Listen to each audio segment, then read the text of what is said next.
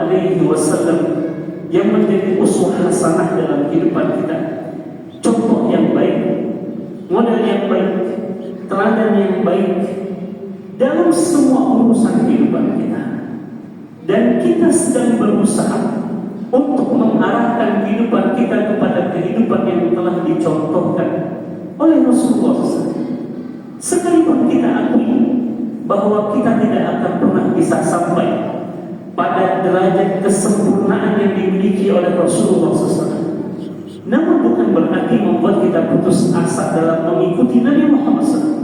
Sebab yang Allah lihat dari kita adalah kesungguhan kita untuk menapaki jalan yang telah dilalui oleh Rasul Sallallahu Alaihi Wasallam. Dan pada kesungguhan itu Allah jaminkan kemudahan dan petunjuk bagi orang-orang yang berusaha bersungguh-sungguh mengikuti jalan Rasulullah. Berupa apa jalan itu? Berupa syariat Allah, hukum Allah, ketentuan Allah, serta sunnahnya Rasulullah SAW. Sebab itulah kita berupaya di setiap hari dalam kehidupan kita, sedaya upaya kita, semampu kita, sekuat tenaga kita untuk bisa menjalani kehidupan seperti yang telah diarahkan oleh Rasulullah Sallallahu Alaihi Wasallam. Di malam yang penuh berkah ini kita duduk sejenak di majlis Rasulullah SAW, majlis di mana kita membahas tentang perjalanan hidup Rasulullah SAW, tentang satu tema yang penting bagi kita untuk menjadi perhatian bagi kita. Karena di antara perkara yang menonjol dari diri Nabi Muhammad SAW, Nabi Muhammad ini memiliki sifat rahmat yang luar biasa, penuh dengan kasih sayang. Dan ini disampaikan oleh Allah di dalam Al-Quran. Dalam surah Ali Imran, Allah Subhanahu wa taala berfirman, "Fabima rahmatin minallahi linta lahum." Maka dengan rahmat Allah engkau bersikap lemah lembut kepada mereka, wahai Muhammad. Jadi salah satu sifat yang dimiliki oleh Rasulullah adalah Nabi Muhammad ini dipenuhi dengan sikap yang penuh dengan kelembutan kepada umatnya, kepada siapapun, bahkan kepada anak-anak. Karena Allah Subhanahu wa taala menegaskan, walau kunta faddan ghalizal qalbi lam faddu min hawlik. Sekiranya engkau wahai Muhammad bersikap kasar, keras kepada umatmu, niscaya mereka akan lari daripada dirimu. Nyatanya Nabi Muhammad digandrungi, disenangi, disukai bukan hanya oleh orang-orang yang sejawat dengan Nabi Muhammad, mulai dari anak-anak sampai nenek-nenek, semuanya senang dengan Nabi Muhammad. Mengapa demikian? Karena Rasul penuh dengan kasih sayang dan kelembutan kepada Rasul. Di malam hari ini secara khusus kita akan membahas tentang ar-rahmatu bil atfal. Bagaimana sikap lembutnya Nabi Muhammad, sayangnya Rasul kepada anak-anak kepada Rasul. Bahkan nanti kita akan dapati, saya menghadirkan dua kitab sekalian Bapak. Satu berjudul Yaumun fi Bait Rasul, satu hari di rumah Rasulullah, dan satu lagi Al-Yaum An-Nabawi, aktivitas sehariannya Rasulullah. Di dalam kitab ini memunculkan satu gambaran bagaimana Rasulullah melakukan anak-anak. Bahkan di dalam masjid, bahkan di majlis Nabi Muhammad SAW akan kita dapati anak-anak yang duduk di dekat Rasul. Dan bagaimana Rasul menyikapi anak-anak? Subhanallah. Nah, sebelum kita masuk bagaimana Rasul memperlakukan anak-anak di masjid, secara umum disebutkan bahwa hati yang keras, hati yang kasar, maka hati yang keras ini tidak mengenal kasih sayang. Walaysa lil'atifati fi sururihim makan, tidak ada tempat di hati mereka itu rasa kasih sayang, cinta. Tapi orang-orang yang memiliki hati yang bersih, pasti di dalam dirinya, di dalam hatinya terdapat kasih sayang yang luar biasa. Ini dinyatakan oleh seorang sahabat Rasul namanya Anas bin Malik. Anas bin Malik ini adalah pembantu di rumah Rasul selama di kota Madinah. Usianya saat itu masih 10 tahun Bapak Ibu. Usianya masih 10 tahun. Ketika ibunya bernama Al-Umaysah binti Milhan datang kepada Nabi pada saat Rasul baru saja tiba di kota Madinah setelah hijrah dari kota Mekah, seorang ibu datang membawa anaknya usia 10 tahun. Apa kata ibu Anas bin Malik ini?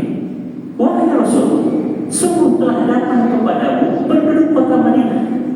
Mereka memberikan apa yang bisa mereka berikan kepadamu, sedangkan aku tidak punya sesuatu yang bisa memberikan kepadamu kecuali anakku ini.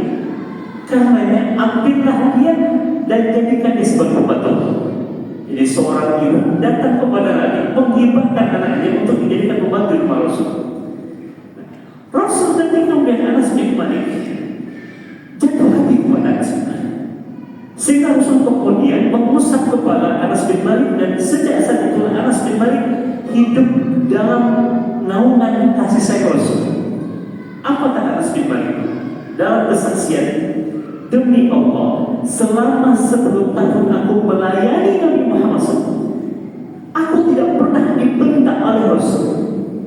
Ketika aku melakukan kesalahan, Rasul tidak pernah mengatakan kepadaku 5 fa'ilta, kenapa melakukan Anas? Atau ketika aku meninggalkan sesuatu, Rasul tidak pernah mengatakan 5 tahun, kenapa meninggalkan Anas? Tidak pernah kata Anas. Bahkan Rasul adalah orang yang penuh dengan kasih sayang dan lapang hatinya untuk memaafkan. Jadi pernah dikisahkan suatu hari Anas bin Malik ini diminta oleh Rasul pergi mencari sesuatu yang dibutuhkan oleh Rasul. Keluarlah Anas bin Malik dari rumah Nabi Muhammad.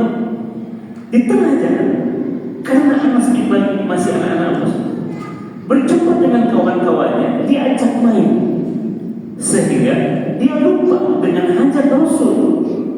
Nah, Nabi Muhammad merasanya kok lama benar Anas bin Malik keluarlah Rasul dari rumah, mendapati Anas bin Malik sedang main. Apa kata Anas bin Malik radhiyallahu anhu? Aku merasa ada seseorang yang sedang berdiri di belakangku dan memegang pundakku. Dan ketika aku membalikkan badanku, ternyata Rasulullah SAW. Kalau kita dalam posisi Nabi, wajah yang kita pasang kira-kira wajah gimana? Marah-marah, kesal kita. Tapi tidak dengan Nabi Muhammad. Faidah huwa Rasulullah yang bersih.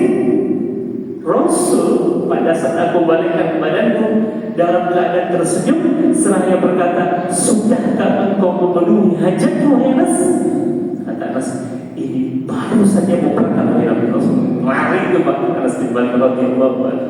Tapi Rasul tidak memahami. Karena apa kata Anas bin Malik radhiyallahu anhu dalam sebuah kesaksian?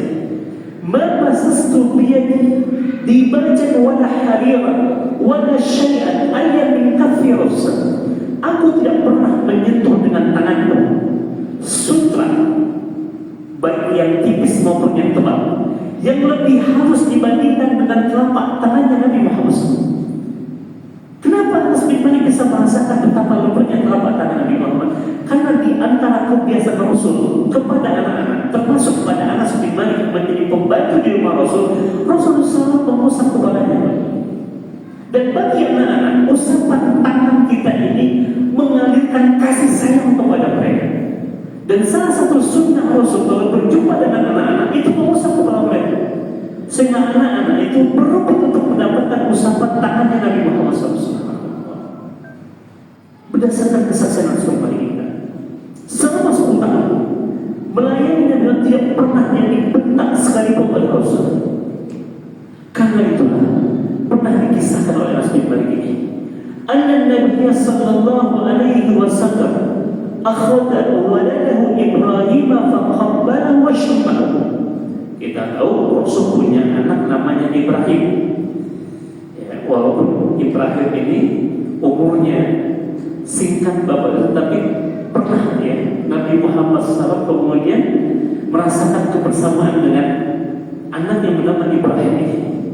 Nah, kesaksian Anas bin Malik tentang bagaimana Rasul memperlakukan anaknya, bahwasanya Rasul alaihi wasallam pernah mengambil anaknya, menggendong anaknya, menciumnya, memeluknya.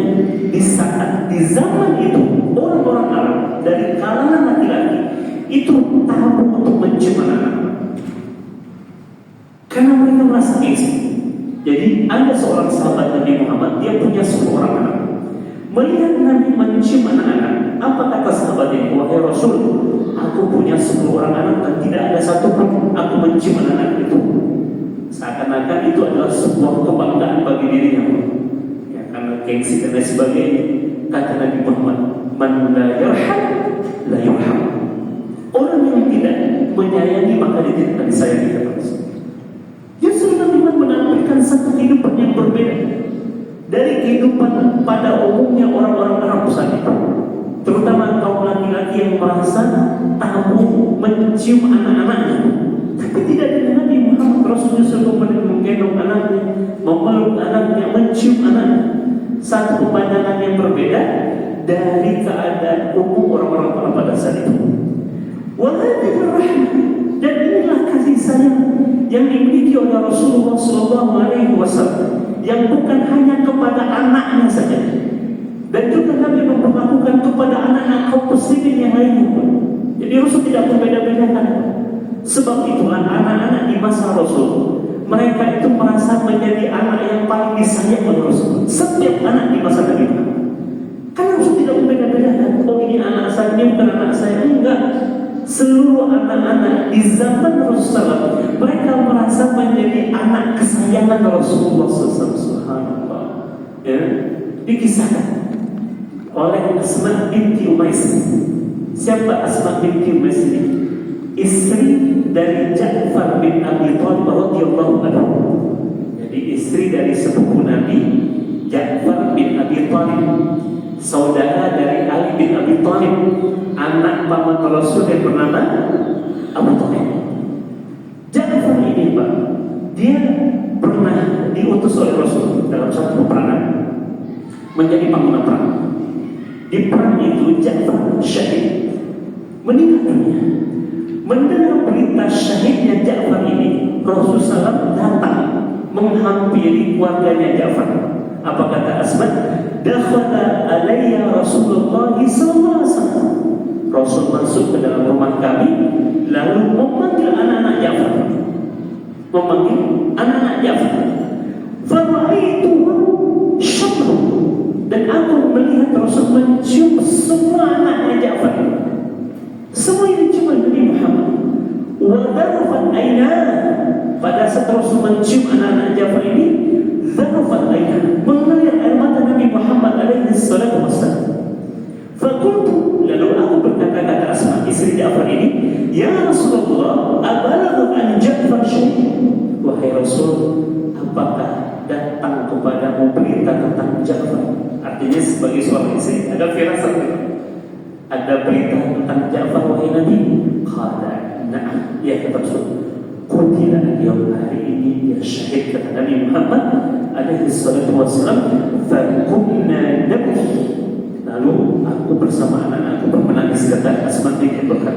Waraja, lalu Nabi Muhammad pun kemudian pulang, lalu berpesan kepada para sahabat yang lainnya, isna'u li ali Ja'far ta'aman fa innahu qad ja'a ma yushghiluhum. Tolong masakkan untuk keluarga Ja'far, sebab hari ini mereka disibukkan oleh hati dan perasaan mereka tentang berita Ja'far. Subhanallah. Jadi Nabi Muhammad tidak kemudian memandang ini anak siapa pun, sama bagi Rasul. Anak-anak kaum muslimin sama Rasul memperlakukannya dengan cinta dan kasih sayang. Walamma kanat aynahu tafidul limautahu, sa'alahu Sa'd bin Ubadah radhiyallahu anhu. Pernah juga Bapak Ibu, ketika anak yang bernama Ibrahim meninggal dunia, ya, karena umur Ibrahim ini kalau tidak sampai 1 tahun, Bapak Ibu. Yang anak Rasul dari istri yang bernama siapa? Ibrahim ini dari siapa? Dari Maria Ketia. Tidak sampai 1 tahun. Nah, ketika anaknya meninggal dunia, Nabi Muhammad sempat menangis. Nabi Muhammad menangis. Lalu ada seorang sahabat namanya Sa'd bin Ubadah radhiyallahu anhu bertanya, ya Rasulullah, wahai Rasul, apa maksud dari tangisan ini? Ya, apa maksudnya dari tangisan? Kata Nabi Muhammad, "Hadhihi rahmatun ja'alallahu fi qulubi ibadihi." Ini adalah air mata kasih sayang yang memang Allah tanam di dalam hati hamba-hambanya. Wa inna ma yarhamullahu min ibadihi ar-ruhama, dan Allah akan merahmati hamba-hambanya di dalam hatinya ada kasih sayang. Artinya Bapak, ketika kesedihan itu melanda kita dan kita menangis, sebab kesedihan itu adalah sesuatu yang biasa, karena itu adalah bagian dari kasih sayang yang Allah tanamkan di dalam hati hamba-hambanya. Nah, pada saat itulah Nabi Muhammad SAW yang menangis ketika ditinggal wafat oleh anak yang bernama Ibrahim radhiyallahu anhu. Ketika Rasulullah Allah Subhanahu wa taala selain pada itu, sebagaimana Nabi Muhammad juga diceritakan oleh Anas bin Malik. Anas bin Malik ini punya segudang pengalaman dengan Nabi Muhammad. Sebab itulah Anas bin Malik termasuk di antara sahabat yang banyak mereka haus. Bahkan Anas bin Malik ini berada pada urutan ketiga setelah Abu Hurairah, Abdullah bin Umar, yang ketiga Anas bin Malik. Bagaimana tidak, hari-hari Anas selalu bersama Nabi Muhammad. Jadi salah satu keuntungan Anas menjadi pembantu di rumah Rasul, dia banyak meriwayatkan hadis Rasul. Apa kata Anas bin Malik radhiyallahu anhu? Kana Anas radhiyallahu anhu idza marra ala sibyan salim alaihi. Rasul Anas bin Malik ini salah satu kebiasaannya kalau jumpa dengan anak-anak itu mengucapkan salam, assalamualaikum, assalamualaikum. Padahal secara etika Nabi Muhammad pernah mengajarkan kita, hendaknya orang yang lebih muda lebih dahulu mengucapkan salam kepada yang lebih tua. Tapi nyatanya Nabi Muhammad menjadi orang yang selalu dahulu dalam mengucapkan salam. Nah, Anas bin Malik juga demikian, Pak. Setiap jumpa anak-anak, Anas bin Malik langsung mengatakan assalamualaikum, assalamualaikum. Yang sejatinya anak-anak lebih utama untuk mengucapkan salam kepada yang tua, tapi tidak dengan Anas bin Malik. Dia menjadi orang yang pertama dalam mengucapkan salam. Dan ketika ditanya kenapa Anas bin Malik selalu mengucapkan salam kepada anak-anak, kata Anas bin Malik radhiyallahu anhu, kana Nabi sallallahu alaihi wasallam yaf'aluhu. Rasul juga melakukan hal yang sama. Jadi jumpa dengan anak-anak Nabi Muhammad lebih dahulu mengucapkan salam, assalamualaikum, assalamualaikum. Padahal Rasul mengajarkan etika mengucapkan salam yang lebih mudah, lebih utama untuk mengucapkan salam kepada Tuhan. Tapi Rasul selalu menjadi orang pertama dalam mengucapkan salam, bahkan kepada anak-anak sendiri. Wa kama anna al-atfal masyaqqatuhum wa ta'amuhum wa qasatu harakatihim illa anna Rasul la yaqta. Allah, di sini poin inti. Wa kama anna al-atfal, kita tahu yang namanya anak-anak itu Pak, mereka lasak, mereka nggak ada capeknya, banyak geraknya. Tapi Nabi Muhammad la yaqta, nggak pernah memarahi anak-anak. Wala yanhar as-saghir, tidak pernah menghardik, tidak pernah membentak anak-anak. Wala yu'atibuhum, juga tidak pernah kemudian mengomeli anak-anak. Jadi sang anak itu bawaan mereka meribut, tapi terus nggak pernah marah, nggak pernah membentak, tidak pernah kemudian mengomeli mereka. Karena ya'khudhu bimajami rifqi wa bi khitam wa zawami sakinah. Melainkan Nabi Muhammad SAW justru dengan penuh kasih sayang, kelembutan, ketenangan, ngajarin anak-anak etika, adab dan sebagainya. Nggak terbawa emosi, Pak. Yang menghadapi anak-anak, justru tenang bawaannya dengan anak-anak. Sebagaimana Aisyah radhiyallahu anha pernah mengisahkan. Apa kata Aisyah? Kana Nabi sallallahu alaihi wasallam bis-sibyani fayaqulu fa'utiya bi-sabiy fabala ala sawbihi. Pernah suatu ketika Rasul ini, nanti saya kisahkan dalam kitab ini, tapi sebagai mukadimah, Rasul itu seringkali para sahabat itu datang dengan membawa anak-anak mereka. Untuk apa? Untuk didoakan, untuk diberi nama, untuk dikasih doa keberkahan atas anak mereka. Itu anak-anak masih bayi itu. Nah, suatu ketika pernah dihadirkan kepada seorang anak, lalu Nabi Muhammad SAW mendoakan mereka. Nah, si anak itu kemudian kencing di pakaian Nabi Muhammad. Kencing. Apakah Rasul merasa kesal apa ini anak pakai kesal gitu? Enggak, bos. Ketika anak itu kencing di pakaian Nabi Muhammad SAW, fala adimai fa'alahu iyyahu wa lam yaksilhu. Rasul hanya mengatakan kalau bawakan air di sini, Rasul kemudian percikan air pada bekas kencing anak tersebut dan tidak mencucinya, karena yang digendong oleh Rasul dan kencing di baju kandungan adalah anak laki-laki yang belum memakan apapun kecuali ASI, ya. Dan perlakuan terhadap kencing bayi laki-laki yang belum memakan kecuali ASI, ya, najisnya bukan najis yang pertengahan, dia najis ringan yang cukup dipercikan air ke atas kotoran yang berusaha. Amma khatu fi dhalika ayyuha al-khari wa anta tashrafu bil julus fi bait an-nubuwah an tudaira siraba wa tamazza abna'aka wa tasma' lahaqatihim wa jamila ibaratihim. Nah, kemudian diajak kita untuk membayangkan bagaimana keadaan ketika kita datang ke rumah Nabi Muhammad, lalu kemudian bawa anak-anak yang namanya anak-anak itu ribut, rasa, apa segala macam. Justru Nabi Muhammad SAW bercanda dengan anak-anak, bermain dengan anak-anak, mendengarkan canda tawa mereka. Alangkah indahnya pemandangan di saat Nabi Muhammad SAW tidak pernah merasa gengsi untuk bermain dan bercanda dengan anak-anak. Karena Nabiul Ummah yaf'al dzalika kullahu bi abihi wa ummihi, sebagaimana dikisahkan oleh Abu Hurairah. Karena Rasulullah sallallahu alaihi wasallam yadalla lisanahu lil Hasan bin Ali. Bahkan Rasul pernah saling menjerukkan lidah dengan Hasan bin Ali, yang cucunya Rasul. Fa yasbihu hamrata lisani. Ya, Nabi Muhammad bermain menjerukkan lidah dengan cucu, dan tidak pernah merasa gengsi untuk kemudian bermain dengan anak-anak, bercanda dengan anak-anak. Bahkan Nabi Muhammad SAW juga kemudian bercanda dengan anak tirinya, namanya Zainab, anak dari Ummu Salamah. Ummu Salamah ini istri Nabi Muhammad, dan dia punya anak namanya Zainab. Nah, Rasul suka tuh Pak membercandai Zainab dengan memanggil ya Zainab, namanya Zainab. Rasul memanggil ya Zainab, ya Zainab, ya Zainab, dengan panggilan kasih sayang gitu, Pak. Begitulah Rasulullah SAW kepada anak-anak, tidak pernah merasa risih.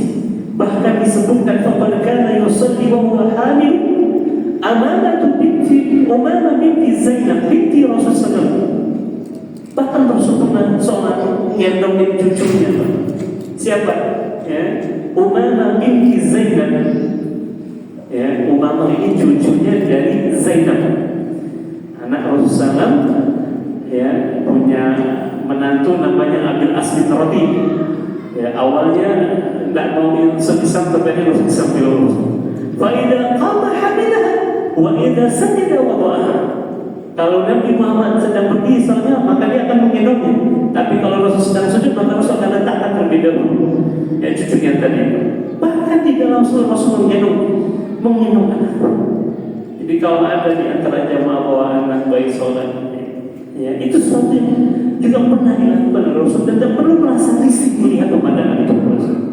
Karena Nabi Muhammad sendiri pernah menggendong anak di dalam sholat, ketika sujud diletakkan, ketika berdiri gendong oleh Rasulullah Sallallahu Alaihi Wasallam.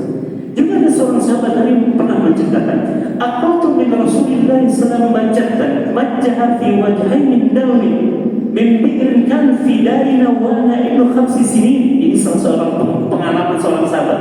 Usianya kala itu 5 tahun, Pak. Namanya Mahmud bin Rabi. Apa pengalamannya dengan Nabi? Pengalamannya dengan Nabi itu main semburan air dengan Rasul. Ya, saling menyemburkan air lah antara Rasul dengan diri, dan itu menjadi kenangan yang tidak pernah dilupakan oleh sahabat. Di mana Rasul pernah bermain semburan air antara dirinya dengan Rasulullah SAW. Di saat Rasul tidak mengajarkan, ya, kepada anak-anak. Ini juga hal yang paling penting bagi kita, Pak. Jangan pernah lihat anak kita masih kecil, Ustaz, masih berpikir, enggak, Pak. Justru sejak kecil itu Nabi Muhammad telah menanamkan nilai-nilai kebaikan ke dalam diri anak-anak. Salah satu kebiasaan Nabi Muhammad, nanti akan ada di kitab. Jadi Rasul suka membonceng anak-anak di atas unta, di atas keledai, di atas bighal.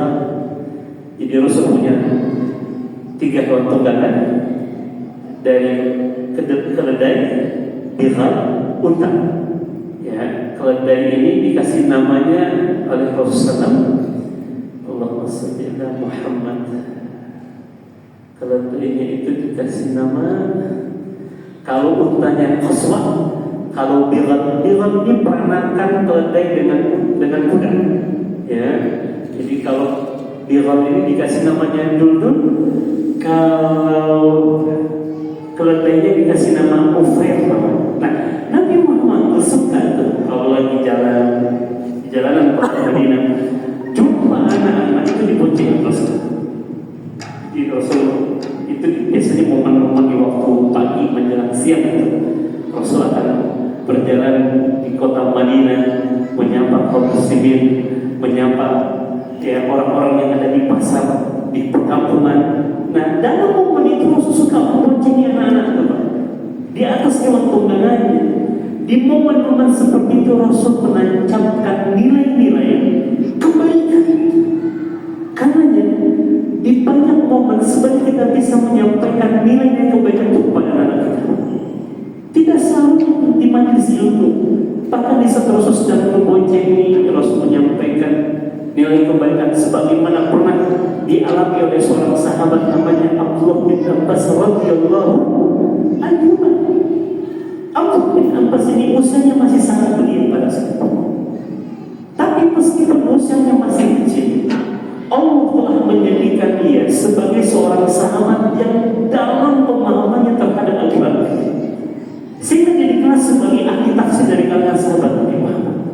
Dan itu berkah satu dari doa Nabi Muhammad kepada Abdullah bin Abbas, karena Rasul pernah mendoakan Abdullah bin Abbas dengan doa Allahumma faqihu fid din wa alimhu ta'wil. Dan doa ini bisa kita sampaikan kepada Allah untuk anak kita atau untuk anak kaum muslimin pada umum. Apa artinya? Ya Allah, pahamkan kepadanya agama dan ajarkan kepadanya ta'wil, itu tafsir. Nah, di antara momen yang membuat Abdullah bin Abbas ini mengerti dan memahami agama Islam dengan baik adalah momen di mana Rasul pernah memboncengnya. Apa kata Rasul pada saat sedang membonceng Abdullah bin Abbas? Ya gulam, kata Rasul. Gulam ini adalah panggilan untuk anak laki-laki usia antara 3 sampai 9 tahun. Menunjukkan Abdullah bin Abbas masih kecil, karena itu Rasul memanggilnya dengan panggilan gulam. Apa kata Nabi Muhammad? Inni u'allimuka kalimat. Saya ingin mengajarkan kepadamu beberapa nasihat. Cukup dengan ungkapan Nabi Muhammad ini membuat Abdullah bin Abbas memperhatikan Rasul dengan secara sesama. Kenapa?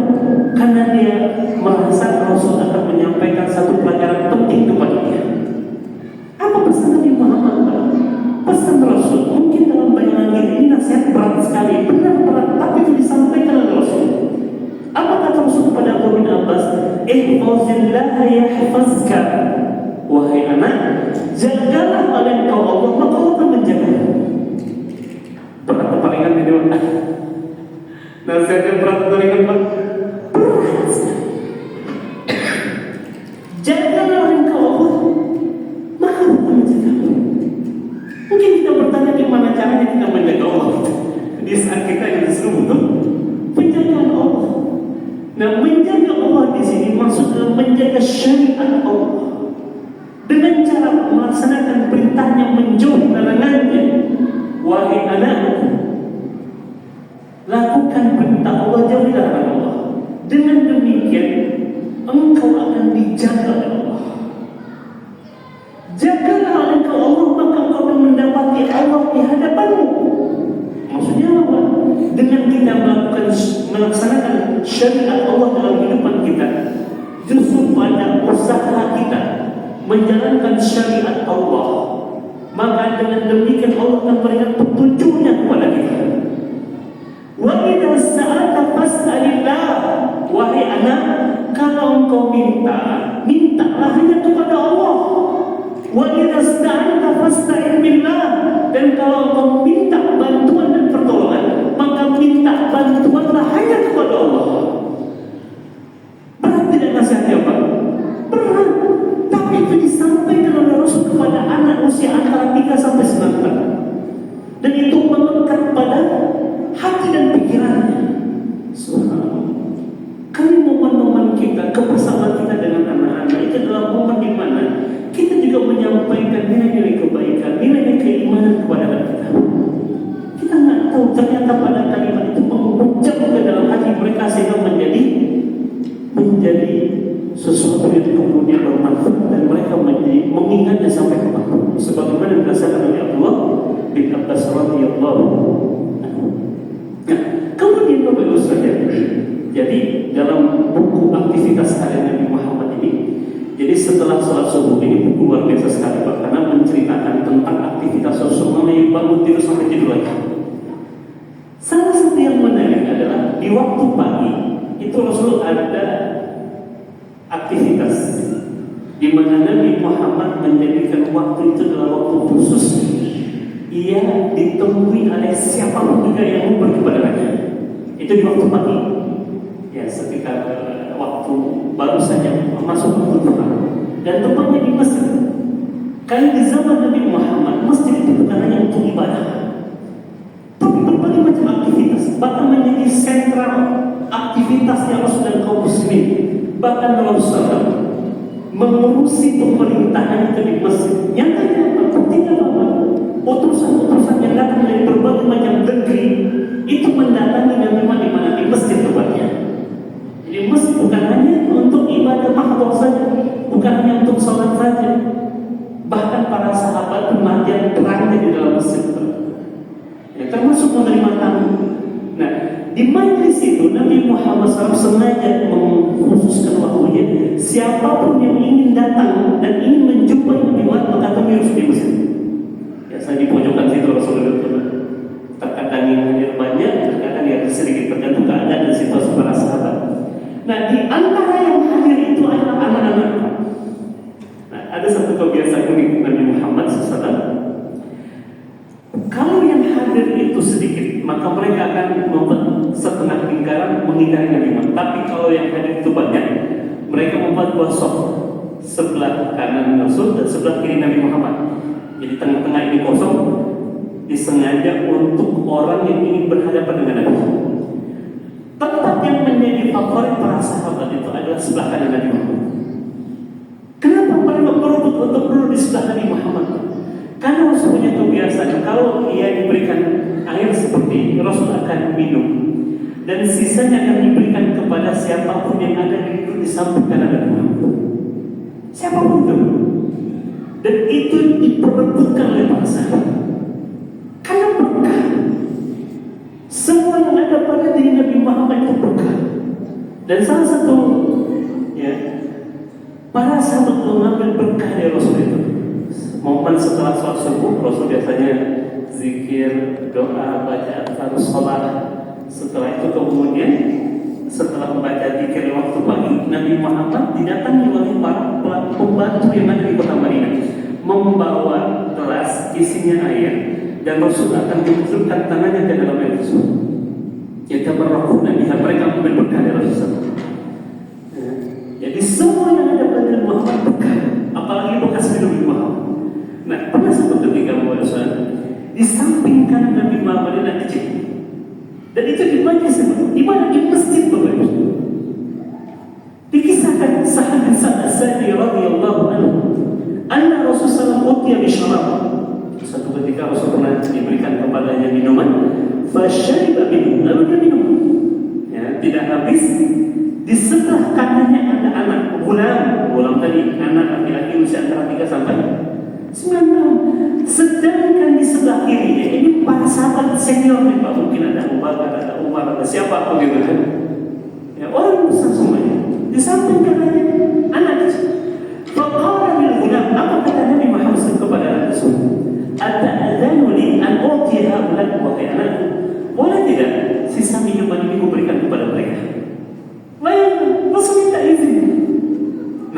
boleh tidak Rasul kasih kepada mereka? Apa kata si anak?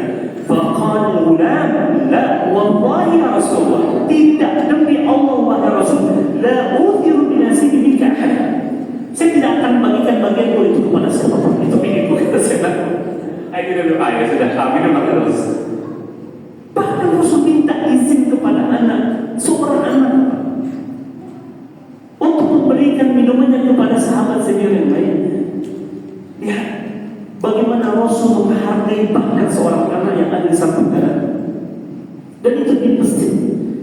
Karena Nabi Muhammad SAW di masjid Rasul SAW itu lintas usia, anak-anak ada di masjid pun. Dan mereka berbahagia di masjid. Karena memang Nabi Muhammad SAW bersikap lemah lembut kepada mereka, perhatian kepada mereka. Sebagaimana Rasul perhatian kepada kaum muslimin, bahkan Rasul tahu siapa di antara sahabat yang lain. Habis sholat subuh itu, Nabi Muhammad biasa tuh nanya itu, ya, hafikum marid namun ada yang sakit, coba beritahu aku, saya ingin menjenguknya. Hafikum jenazah atau ada berita tentang meninggal dunia? Kalau ada berita aku akan ikut mengurus jenazahnya. Rasul tanya, bahkan yang tidak hadir. Satu ketika ada seorang sahabat Nabi namanya Allahumma shalli ala Muhammad. Namanya itu Qais bin Shammas, Sabit bin Qais bin Shammas. Nggak hadir di majlis. Biasanya sahabat ini habis sholat subuh dia nggak pulang duluan, ya tetap di majlis Rasul. Karena Rasul ada di pada subuh itu ada majlis memberikan nasihat, walaupun tidak panjang sedikit. Ya, Rasul ngasih nasihat. Nah, di subuh hari itu Rasul tidak melihat sahabat Sabit bin Qais bin Shammas ini di majlis itu. Sehingga Rasul bertanya, Masya Sabit bin Qais la yura, ada apa dengan Sabit bin Qais tidak nampak? Apakah ada masalah? Jawab. Gimana perhatian Rasul kepada para sahabat?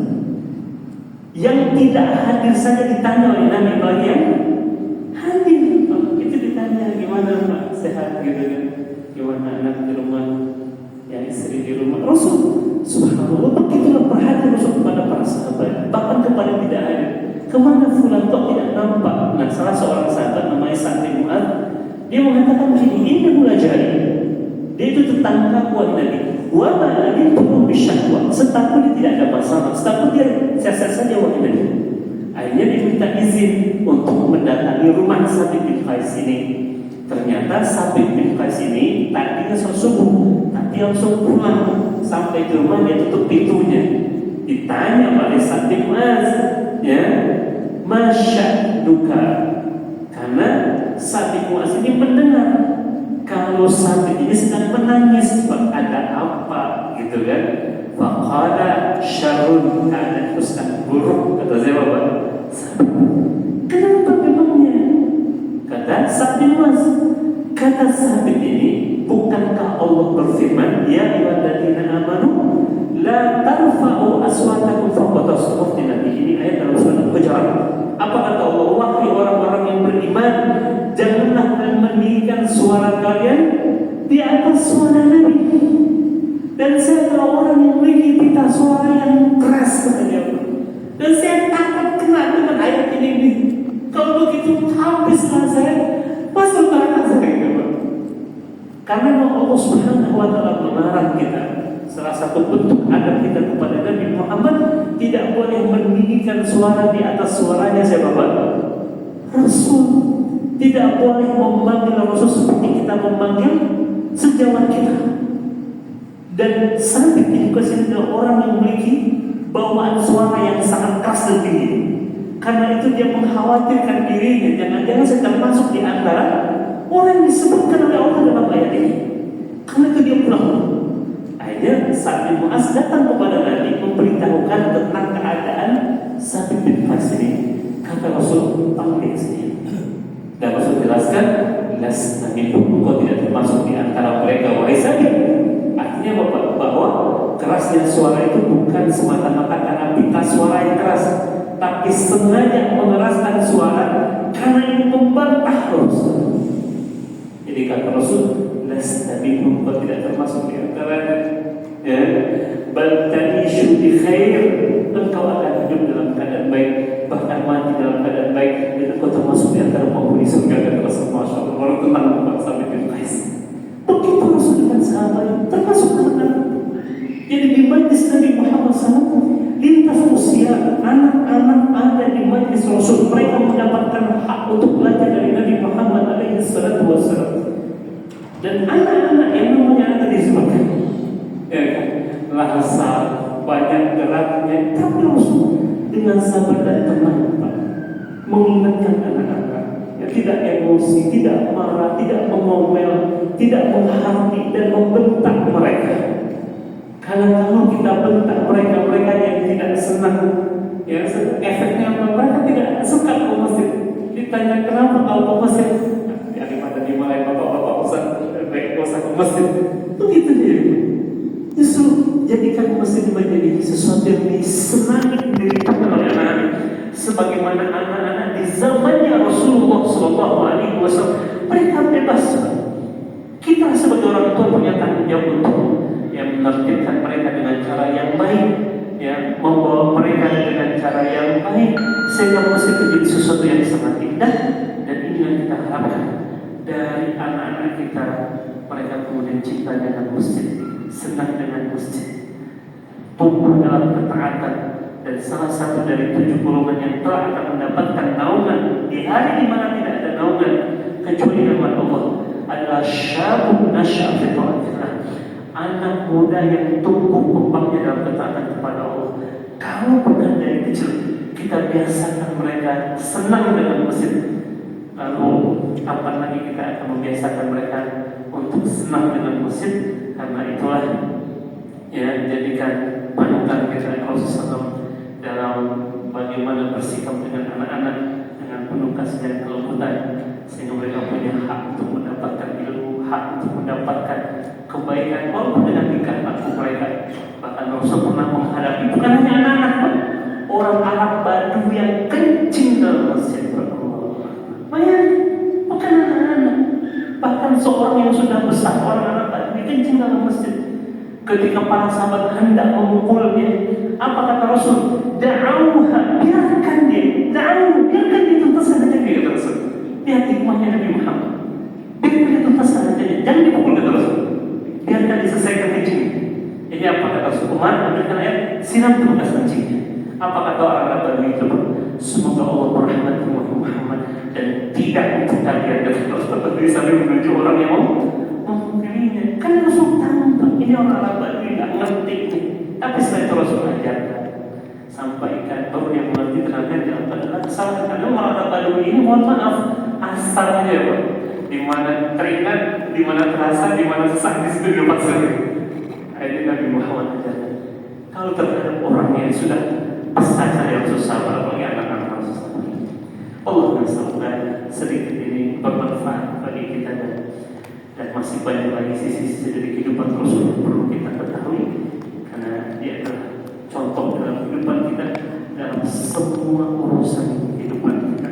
Allahu subhanahu wa ta'ala wa astaghfirullah li wa lakum subhanallahi wa bihamdika asyhadu an la ilaha illa anta astaghfiruka wa atubu ilaik. Assalamualaikum warahmatullahi wabarakatuh. Waalaikumsalam.